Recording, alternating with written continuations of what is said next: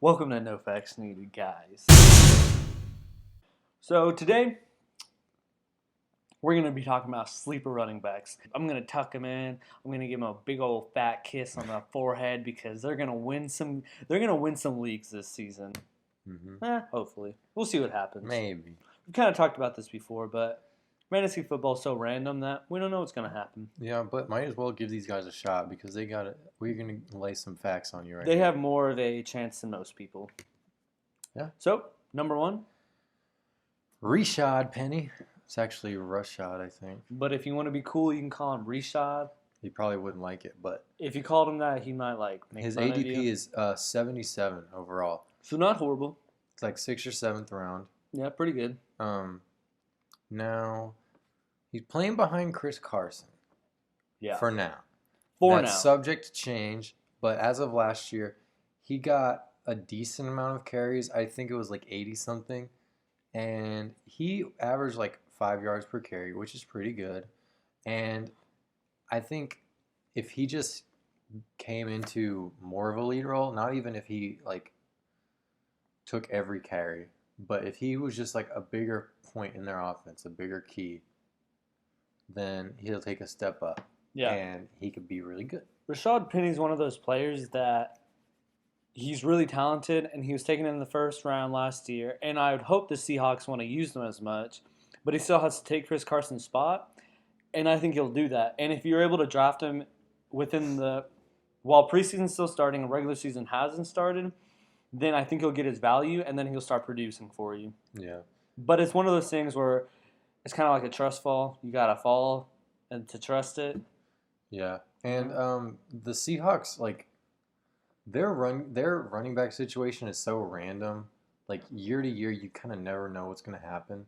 And even week to week, there will be some weeks where random guys will get 25 carries and score 2 touchdowns. But you just got to kind of roll with it. Yeah.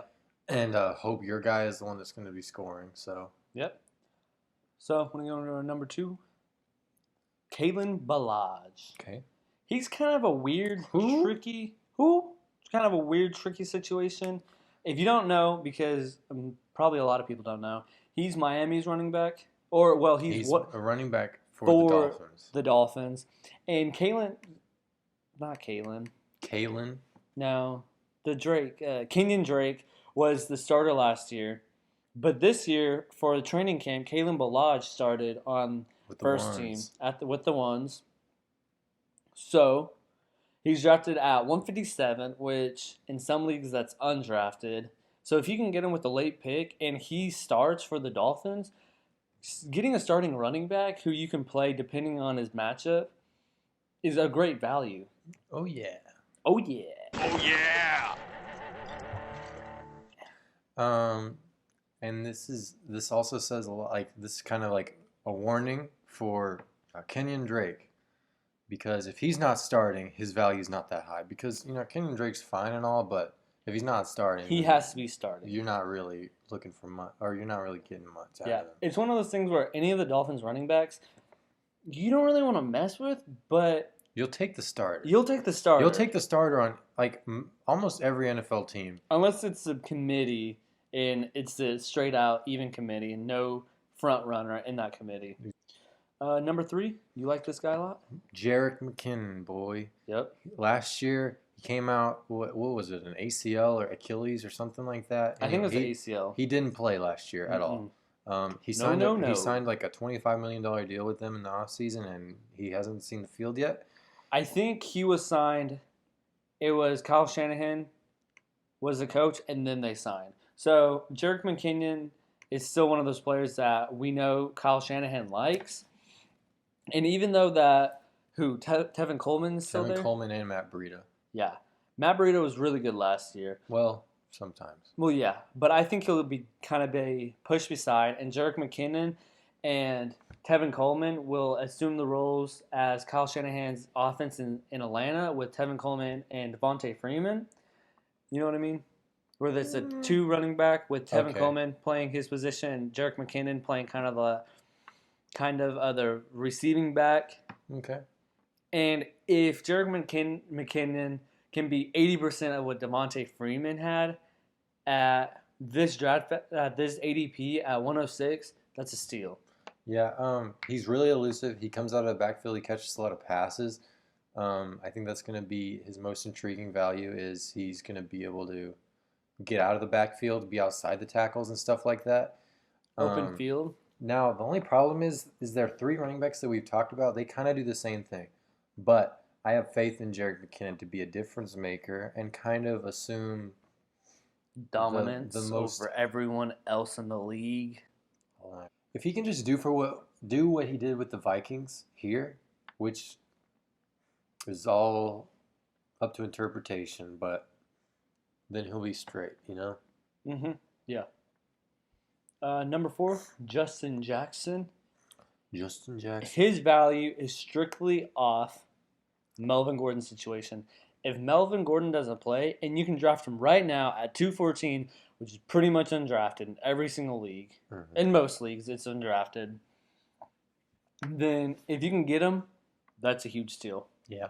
Because it's kind of like Austin. There's Austin Eklund and Justin Jackson. They're like neck and neck. Yeah. But Austin Eckler already kind of has a role in the offense, and I think he'll keep that role, but I don't think he'll absorb Melvin Gordon's role. I think Justin Jackson is a better runner out of the backfield, and I think Justin Jackson will assume Melvin Gordon's role. He could, but I agree. I think Justin Jackson, if he can seize the opportunity to kind of become the lead back in Gordon's absence, then you're in business. Yeah. I don't think he'll be as good as Melvin Gordon, so don't assume that, but he can still be really good. Mm-hmm. And that's at 214, so that's it's pretty much undrafted. And if, as an undrafted free agent, if he's available, get on him. Yep. Yeah. So, our last guy, Jordan Howard. Jordan Howard. You all know the name, probably. Drafted ADP at 83 right now. Which is second highest out of all these guys. But yeah, I mean, that's pretty good. It's kind of worrisome about him because he's in a committee. Yeah. But kind of like we said, if he's the starter, that's a very good thing for him because if he's going to get a volume of carries for Philly, then that's where he's going to be making his money. Yeah. Now, he's not a receiving threat pretty much at all, which is kind of why they traded him.